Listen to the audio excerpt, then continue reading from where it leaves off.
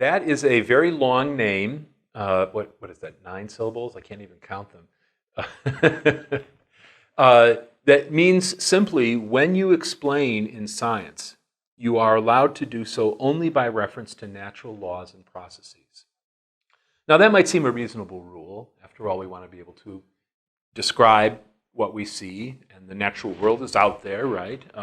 We want to have open public access to the facts of nature, and we don't build scientific explanation on someone's personal revelation. Whether it's true or not, we just don't do that. The problem is that that conception of science excludes realities that are relevant to the realm of science. For instance, here I am, I'm a physical agent. I'm, made of flesh and blood. And I bring about effects in the world, even something as simple as sending a text to a friend on my iPhone, or writing an essay, or composing a poem, or writing a piece of music, where I generate an effect that's out there in the world. It's perfectly real. That can be observed. And the true explanation for the origin of that particular sequence of letters or that object, for instance, I paint. I've decorated my wife's medical office with paintings. The true explanation for the origin of that particular physical object is not a natural law or regularity. No set of equations could possibly describe its origin or cause it to come to be. To explain that, you need to refer to an agent, a mind, an intellect. And if you say that natural, that word means physical, where the cause and effect ultimately rests on the lowest layer of reality, particles in motion, you're doomed to frustration because particles in motion will never give you a single painting.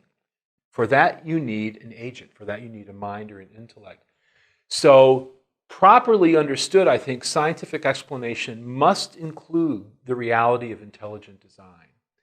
Certainly, when science began in the scientific revolution, the great figures of that era accepted the reality of intelligent design as a cause. Isaac Newton, for instance, said, I'll paraphrase from one of his letters, where natural processes are at hand, God uses them as instruments, but I do not think them sufficient to explain all of creation. Meaning that, yes, God uses gravity. He made it. Keeps us stuck to the ground nicely, but gravity will never give you a telescope. For that, you need mind. And mind is real, it's just not physical. So methodological naturalism, while I admire the rule in some respects, and it really is a rule, it's applied as a dictum to scientific practice. Well, I admire the motivation of the rule, which is to have testable, reliable knowledge that benefits humanity and that gives us greater knowledge. I think it's an unreasonable restriction on scientific explanation, and I think it needs to be changed.